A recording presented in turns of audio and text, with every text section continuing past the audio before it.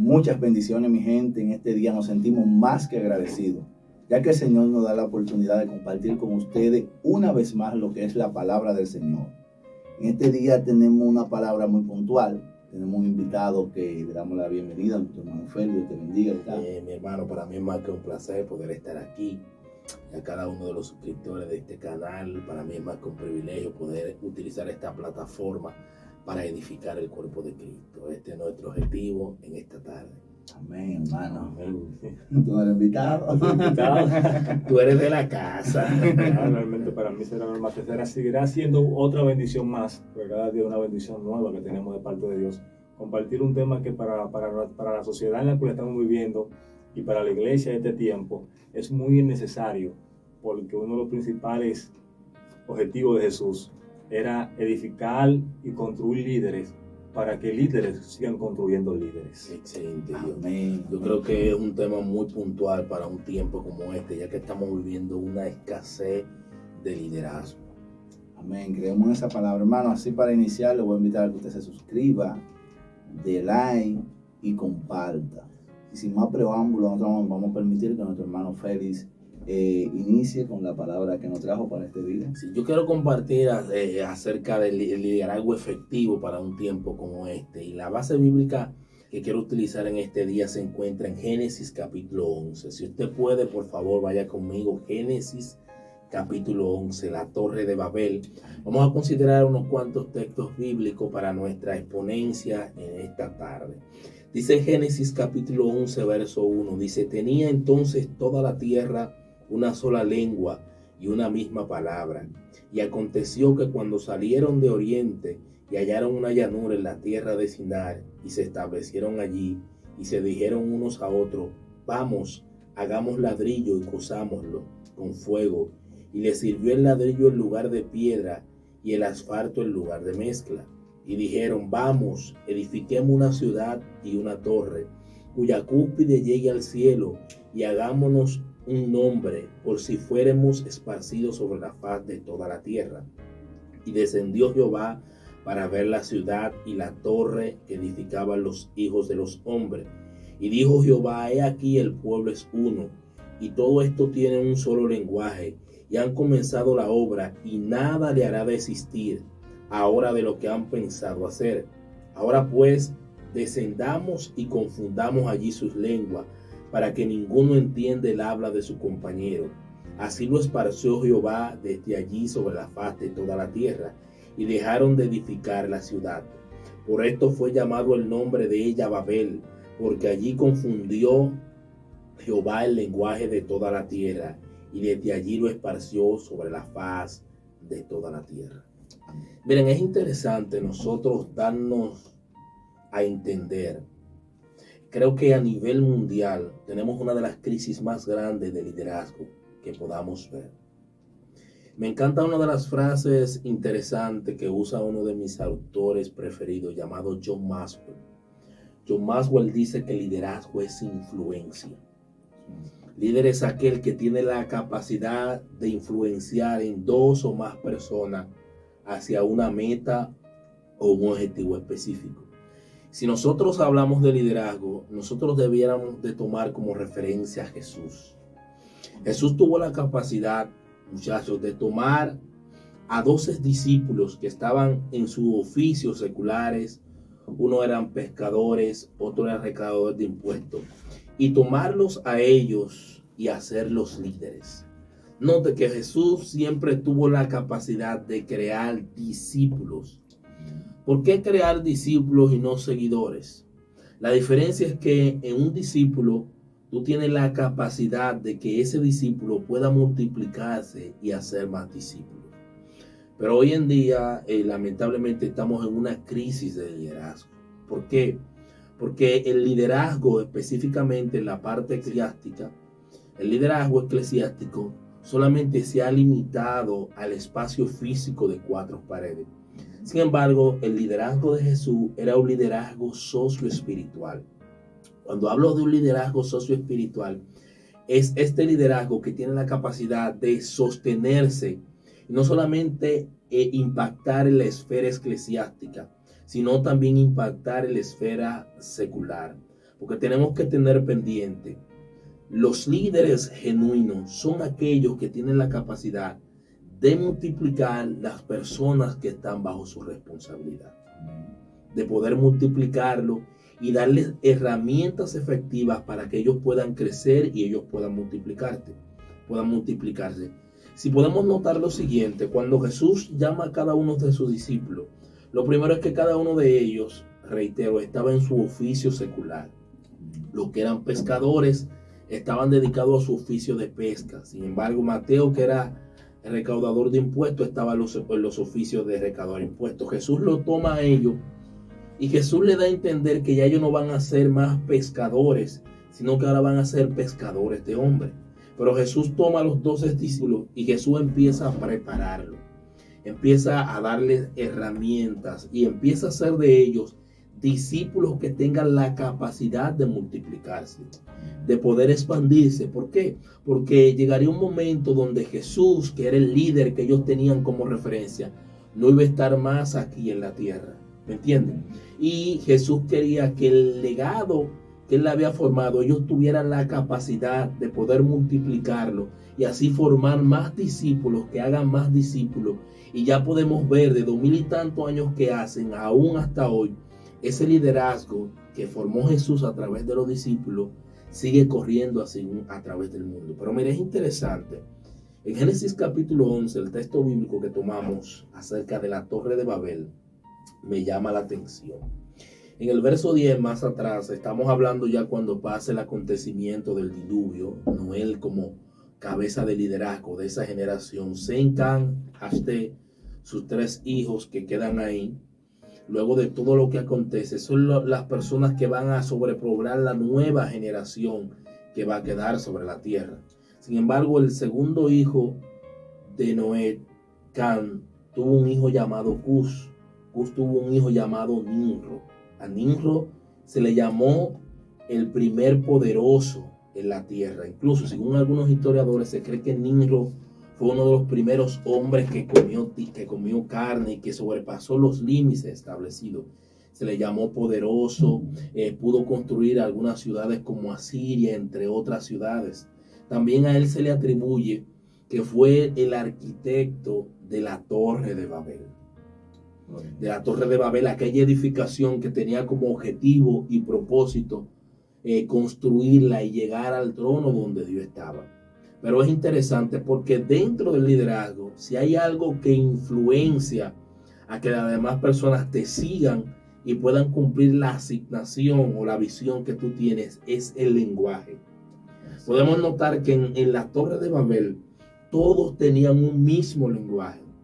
¿Y qué tan importante es esto? El mismo Dios sabe que el propósito del pueblo aquí, con un mismo lenguaje, era construir una cúspide y llegar allá al trono de Dios.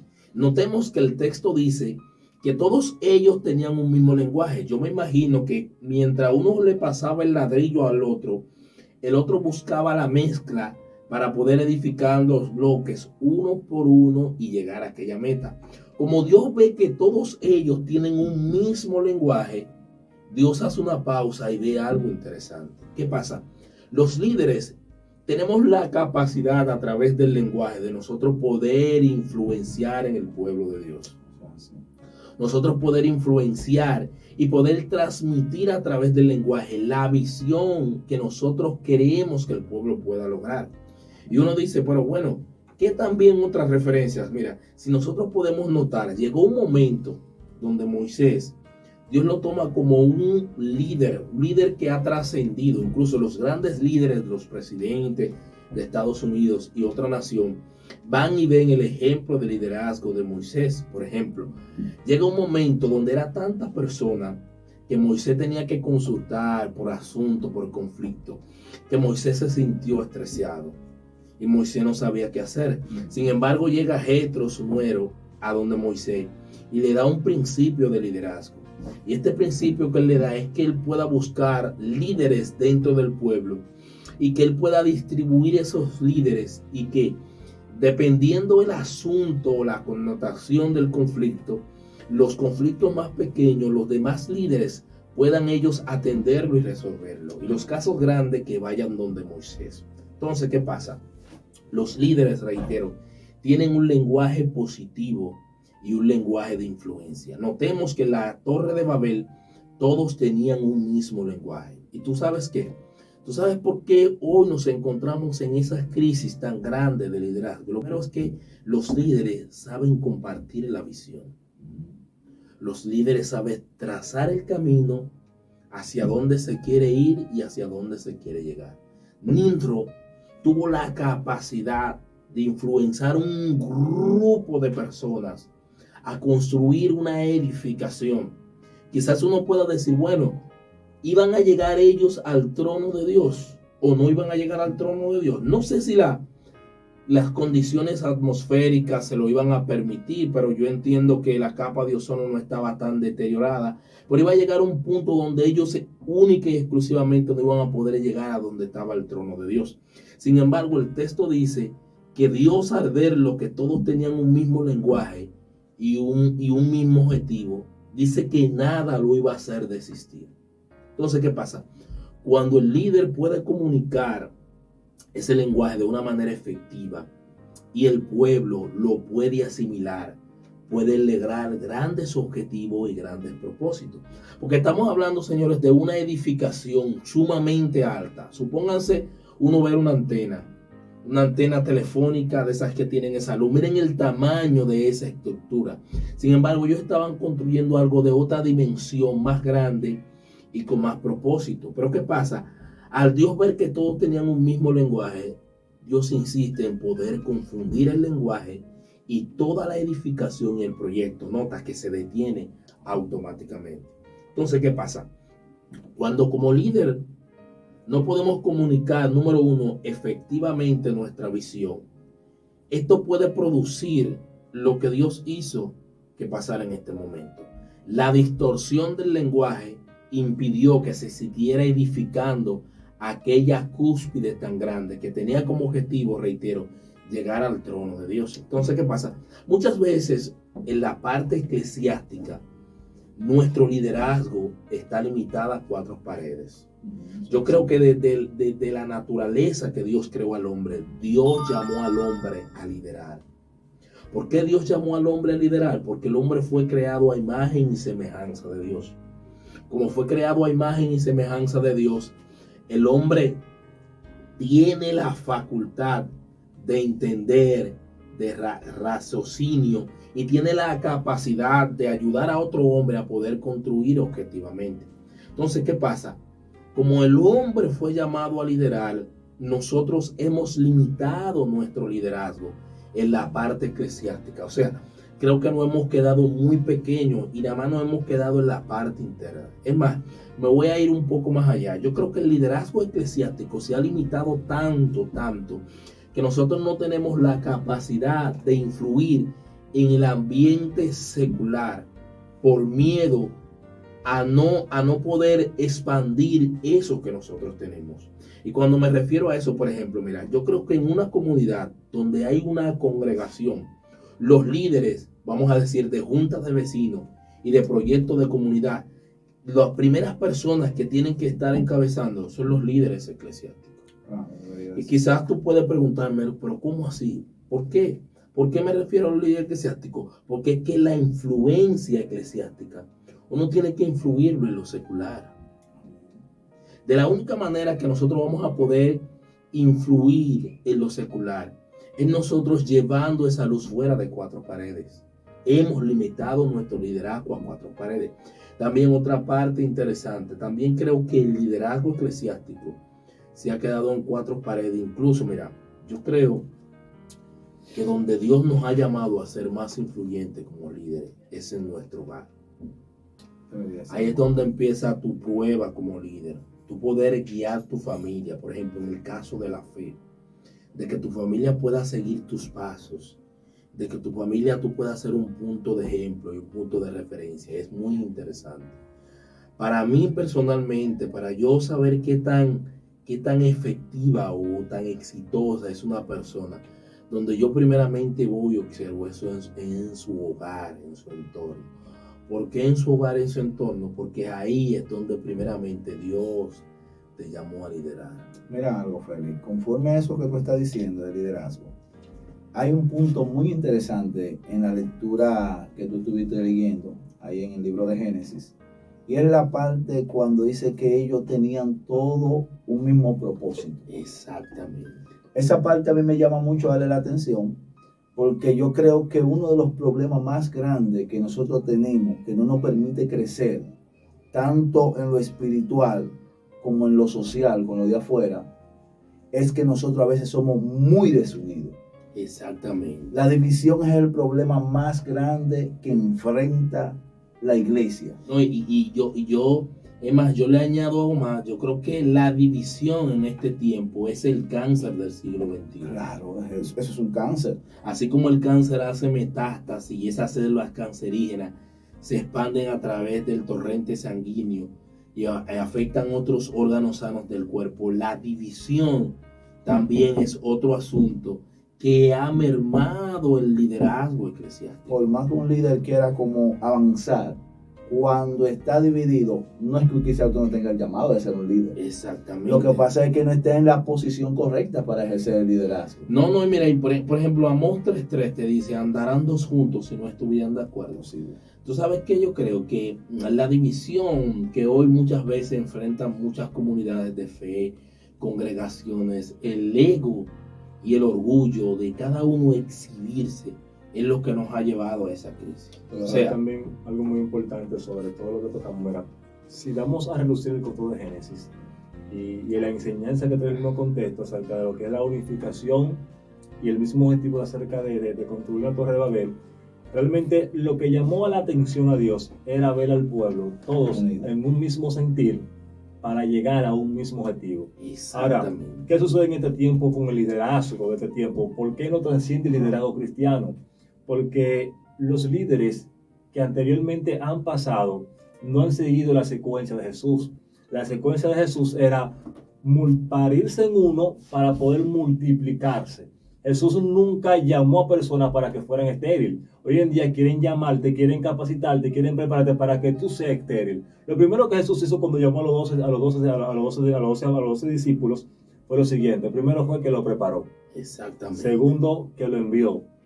La tercera parte fue llenarlo del Espíritu Santo de Dios. Así es. Cuando lo llenó del Espíritu Santo de Dios, le dijo, ahora es el tiempo de que ustedes se multipliquen en otros y que otros sigan multiplicándose. Entonces, por eso vemos a un Pablo exhortando a Timoteo, diciéndole que nadie tenga en poco tu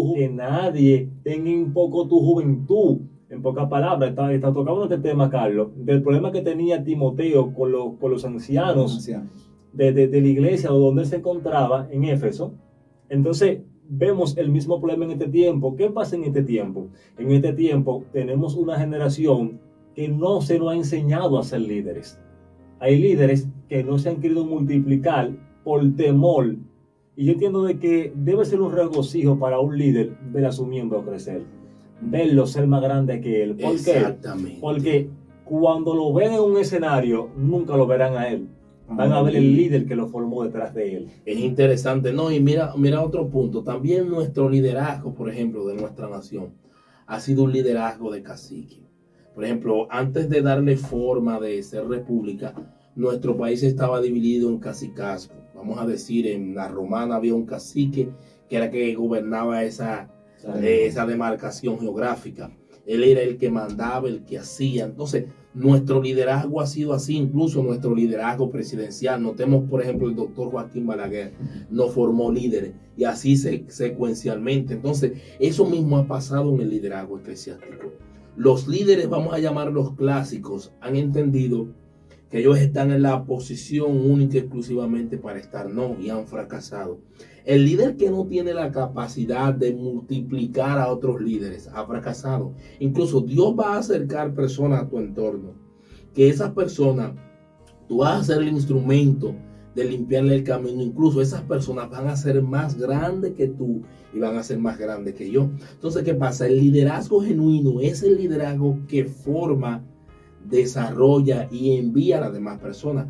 Por eso la grandeza de Jesús estuvo en que Jesús, vuelvo y reitero, tomó a 12 discípulos, lo capacitó, lo envió y ellos tuvieron la capacidad de multiplicarse.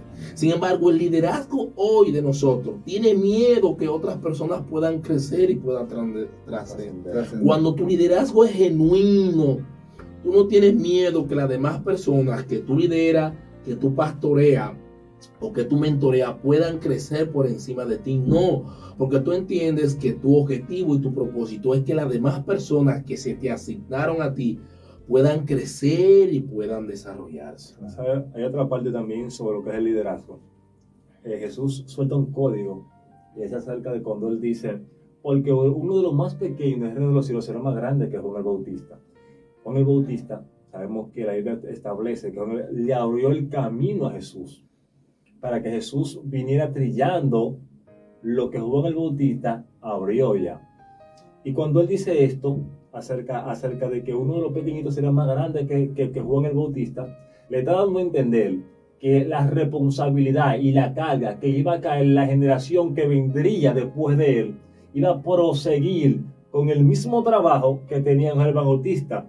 Juan el Bautista preparó el camino para la primera venida de Jesús, pero esta generación tiene que ser preparada y capacitada para trillar el camino para la segunda venida de Jesús. Y acerca de todo esto hay algo importante y es el orgullo, el ego. Jesús primero que dice en el libro de Mateo, dice, si alguno quiere ser más grande que sus hermanos, sírvale. El gran propósito de un líder es servir. Es ponerse de puente para que otros crucen sobre él y puedan llegar al otro lado. Y mucho problema de este tiempo es que los líderes quieren ser servidos, mas no servir. Así mismo, no, y no solamente eso. También uno de los eslabones del liderazgo es el ejemplo. Si podemos notar, Jesús, cuando le habló a sus discípulos, por ejemplo, que tenían que orar, él venía de orar. O sea, no había excusa que ellos dijeran, maestro, pero tú nos estás mandando a hacer una cosa y tú no lo haces. No, yo le estoy mandando a orar, pero yo vengo de orar. No, te le lavó los pies como costumbre para enseñarlo y darle ejemplo. Entonces, ¿qué pasa? Muchas veces en nuestra posición de liderazgo, nosotros no estamos dando ejemplo a los seguidores. Y eso es una negatividad rotunda, porque la gente copia lo que ve, no lo que usted. Mira algo, yo me voy a meter un poquito aquí complicado, bueno, conforme a lo que es liderazgo. Bueno, suena. Hay un espíritu que la gente, ¿sabe? La gente habla de Josué. Sí. Y presenta a Josué como el hombre que derribó la torre. Sí, en un panorama. El hombre que hizo como fue tan heroico que el tipo, dice la Biblia, que estaba hasta en la puerta de donde estaba Moisés, ahí se encontraba Josué. Pero aconteció algo con Josué que la gente casi no le gusta dar a relucir. Y fue la capacidad de formar líderes. Sí, excelente. Josué trabajó y trabajó, pero al final, cuando él murió, al no dejar a nadie, el pueblo se fue en cautiverio. Y mira que en ese mismo tenor, nota tú que todo lo que Josué tiene la capacidad de aprender, José lo aprendió en un panorama difícil. Josué pudo ver a Dios sacar al pueblo de Egipto con mano extendida. Pudo ver todas las crisis que el pueblo experimentó en el desierto, la columna de nube, el maná y todas esas cosas. Pero mira, hubo una parte que él no pudo influir y fue crear. Y miren que en los momentos más grandes de crisis, Josué estuvo ahí al lado de Moisés. O sea, Josué pudo ver la mano poderosa de Dios con todos ellos, cómo Dios hizo maravilla y cómo Dios hizo milagro. Entonces, ¿qué pasa? En esta parte, vuelvo y reitero, si nosotros como líderes, número uno, no tenemos la capacidad de que nuestra familia nos siga, fracasamos. Número dos, si nosotros no podemos multiplicar no seguidores, sino discípulos, nosotros fracasamos. Sí. Y ahí fue que Jesús hizo su eslabón. ¿En qué? En él tomar discípulos y formarlos. Y noten esto, mire, Jesús está tomando personas del ambiente secular. Lo trae al ambiente de él, lo prepara y lo envía. Mire el problema que nosotros tenemos en la iglesia contemporánea. Nosotros traemos personas del ambiente secular. O Dios lo trae, lo formamos y lo dejamos ahí.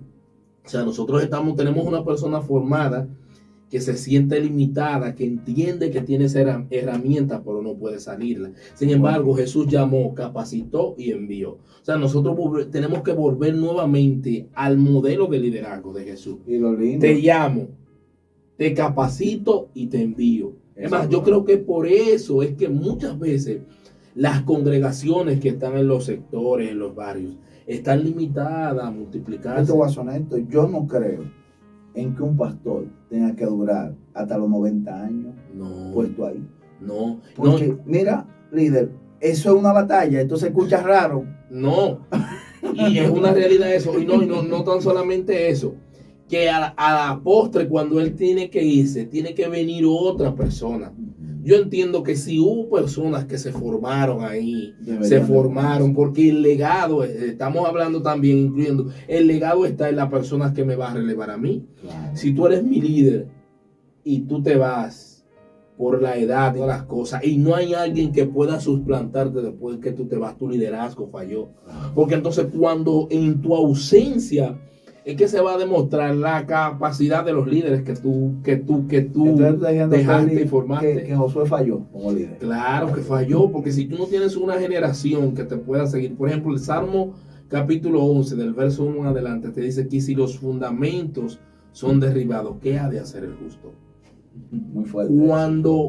Si yo soy tu líder, por ejemplo, y yo te veo en 10 años, y yo puedo ver lo grande que tú has crecido y lo que tú te has desarrollado, para mí personalmente es un regocijo. Porque yo entiendo que yo pude sembrar en ti pude sembrar parte de las informaciones que Dios me dio a lo que yo vine aquí en esta tierra. Note ustedes, Jesús se fue. En 12 personas que él dejó, hoy está todo lo que existe de la fe. O sea, ya tú puedes ver la influencia del liderazgo de él. Dejó a 12 personas y hoy en día, de las 12 personas que dejó, todavía la fe está de pie. Y estamos hablando de está eso. Viva. Entonces, yo entiendo que, número uno, reitero, nuestro hogar es el primer modelo que Dios nos mandó a liderar. Número 2, no nos mandó a tener seguidores, nos mandó a tener discípulos. ¿Por qué? Por ejemplo, tú entras a tu plataforma y tú tienes muchísimos seguidores, pero a veces tú haces un en vivo y ni muchos de esos seguidores no se conectan. Sin embargo, cuando tú tienes discípulos, el alimento que tú estás transmitiendo son los fieles que lo van a consumir. Entonces, ¿qué pasa? Ojo con esto, líderes.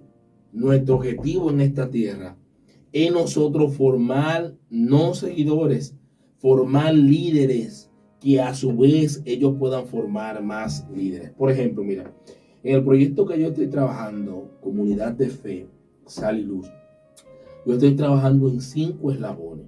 Número 1, yo estoy trabajando con un eslabón llamado célula, que la mayoría de la iglesia no lo utiliza. La célula, como su nombre lo indica, es multiplicación. Por ejemplo, mira, número 1, el primer eslabón de allá de nuestra comunidad de fe es liderazgo. Liderazgo, célula, discipulado, evangelismo y misiones. O sea, yo me he puesto a analizar y estudiar que los 5 eslabones para darle sostenibilidad al liderazgo socioespiritual y eclesiástico están basados en esos principios. Yo creo que un punto muy importante y es el punto de trascender en el ámbito secular. Y dentro de ello hay un personaje bíblico que es muy conocido, el tipo de la oración, el tipo de la visión, el pequeño Apocalipsis, y es Daniel. Sí. Daniel en medio de crisis y persecución y esclavitud trasciende en Babilonia siendo el líder principal de cuando tenía que recoger todos los impuestos, es decir, todas las informaciones económicas de un pueblo, porque lo que sostiene una sociedad, lo que sostiene un país es la parte económica. No, claro. Y toda esta responsabilidad cayó sobre Daniel, es decir, que el tipo trasciende en el medio del caos, en el medio del desorden, en el medio de tanta persecución, trasciende y todo un país, no todo un país, no. En la potencia mundial de ese momento, Babilonia estaba rendida en la mano de un hombre de Dios. No, y mira, por ejemplo, mira por qué quizá uno dice, wow, pero ¿cómo empieza en el ámbito de tu casa? Mira, te voy a poner 2 ejemplos que marcaron la nación del pueblo de Israel. ¿Ustedes se acuerdan cuando se llevan el arca y todo lo que pasa? Esto pasó porque los hijos de Eli no pudieron seguir el liderazgo. Y ustedes vieron todas las perversidades que hicieron. Esto influyó en el pueblo y mira dónde cayó. Número 2, Samuel, que es el último de los jueces. Al fin y al cabo, cuando el pueblo le pide un líder, como lo tenían las demás naciones, lo pidieron porque sus hijos no pudieron seguir la antorcha ni el liderazgo. Y los ancianos estaban viendo lo que estaban haciendo los hijos de Samuel, y esto llevó en descrédito. O sea, entonces ahí nos vamos a dar cuenta que tenemos muchos ejemplos en la Biblia de personas que fueron muy buenos líderes al inicio, pero al final terminaron mal. ¿Por qué terminaron mal? Porque su familia no le pudo seguir. Entonces, ¿qué pasa? Nosotros como nueva generación, que Dios nos está dando esta gracia para nosotros poder fluir y transmitir informaciones, tenemos que tener en cuenta que nosotros tenemos un reto. A cada uno de nosotros Dios nos ha puesto como cabeza de familia. Y ahí realmente que Dios y la sociedad va a tener como ejemplo la capacidad que nosotros tenemos para liderar. Escuche esto. El que no tiene la capacidad de liderar su familia no puede liderar la iglesia del Señor. Jamás. No puede liderar la iglesia del Señor. No, y escuche, y no otra cosa, que liderar en este tiempo es 100 veces más difícil que liderar 30 o 40 años atrás. ¿Por qué? Porque el hombre y la mujer del tiempo que nos ha tocado vivir es ególatra, es egoísta, es orgulloso y un sinnúmero de factores que son más trabas para este tiempo. O sea, el hombre contemporáneo se quiere ver como centro de atracción. Entonces, muchas veces tú como líder va a tener, por ejemplo, personas más capacitadas que tú, que manejan muchísima información. ¿Qué tú haces? Tú tienes que buscar el efecto ficha. O sea, el líder también tiene que tener la capacidad de conocer su ficha, su equipo. Porque yo creo que el liderazgo que también no tiene la capacidad de trabajar en equipo muere. Amén. Yo creo, mira, Félix, que 30 minutos no es suficiente. No. nosotros vamos a tener que tocar otra parte de ese tema. ¿Por qué? Porque necesitamos seguir hablándole a nuestra generación de liderazgo. Sí, tenemos que seguir hablando a nuestra generación de liderazgo. Y para concluir, déjame darte 3 principios. Mira, número 1, reitero, el hombre desde su creación, Dios lo creó para liderar. Para liderar.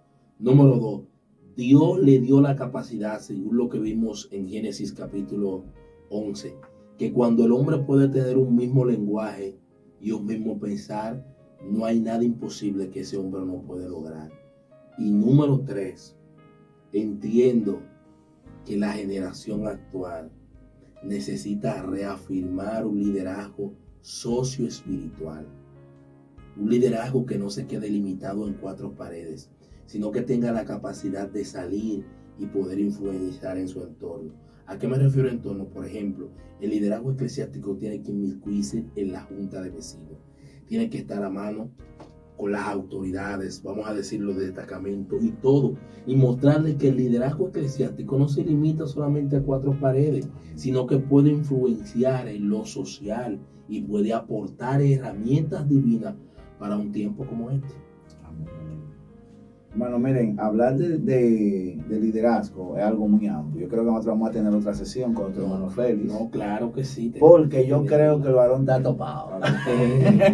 Sí. No, el varón tiene algunos... Sabemos que hay más que dar. Y yo sé que usted está siendo edificado. Así que nosotros le vamos a invitar a usted a que se suscriba en este canal, dé like, comente. Si tiene alguna inquietud, alguna experiencia de liderazgo que usted entiende que nosotros debemos tocar, lo puede dejar abajo en la caja de los comentarios y nosotros lo vamos a tocar. Así es, y yo le invito a que se suscriban al canal de nuestra comunidad de Fe, Sal y Luz. Suscríbase en YouTube, en Instagram, compártalo y coméntelo con las demás personas, que vamos a estar hablando temas muy edificantes.